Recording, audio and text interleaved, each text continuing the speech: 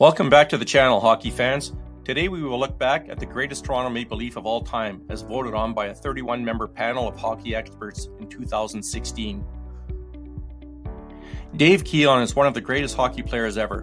In 1998, the Hockey News ranked him at 69 on the top 100 NHL players of all time, behind Montreal Canadiens' Elmer Locke and ahead of Oiler goaltending great Grant Fuhr. In January 2017, Keon was commemorated as one of the 100 greatest NHL players.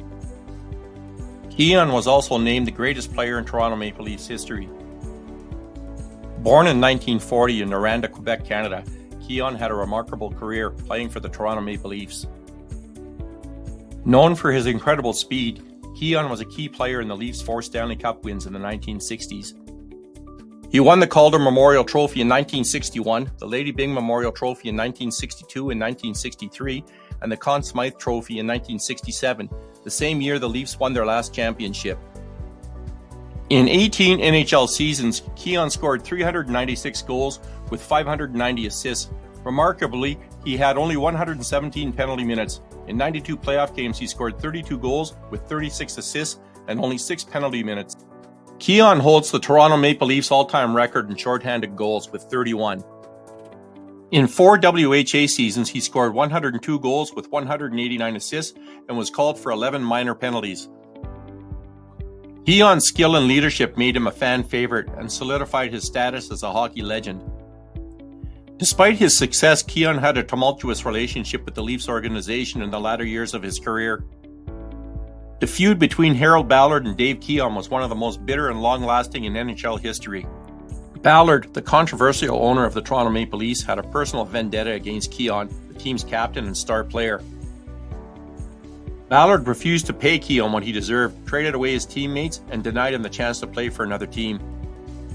Ballard, who had become the Leafs' majority owner in March 1972, said that Keon did not provide the leadership the team needed during the previous season and refused to give Keon a big salary increase after a poor year.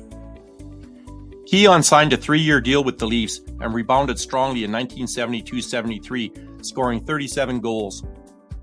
Keon left the Leafs in 1975 and never returned.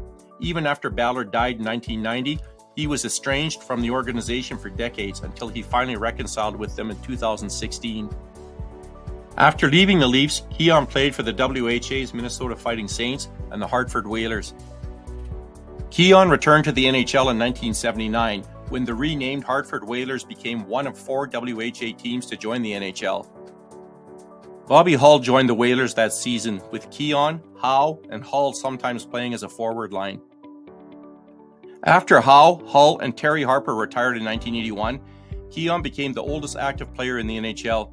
Keon played 2 more seasons with the Whalers and announced his retirement on June 30th, 1982 at age 42. Keon was the last active player who played an entire season in the original 6 era. In 1986, Keon was inducted into the Hockey Hall of Fame, where his legacy as one of the greats was cemented.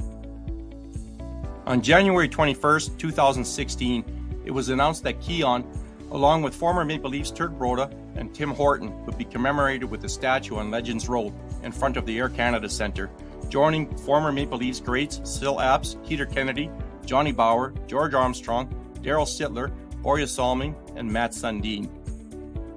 After retiring, Keon moved to South Florida, where he worked in real estate. He remained involved with the game as a coach and ambassador for the sport. His impact on hockey and the Maple Leafs will never be forgotten. Hey hockey fans, if you like this content, please bash that subscribe button. You can also follow my blog at https://tedtalkshockey.com, and remember to keep your stick on the ice. Thanks for watching.